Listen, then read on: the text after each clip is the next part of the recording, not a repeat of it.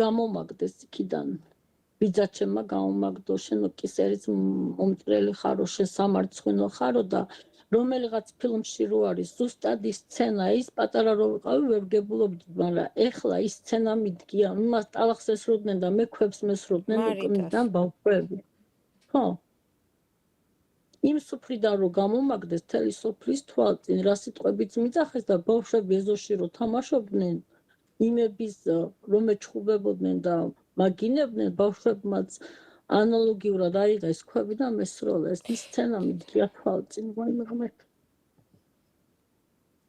ეს გამიკეთეს ნოდარიშერებმა პირველი ქვა მესროლეს ნოდარიშერებმა მაშინაც მერეც და სულ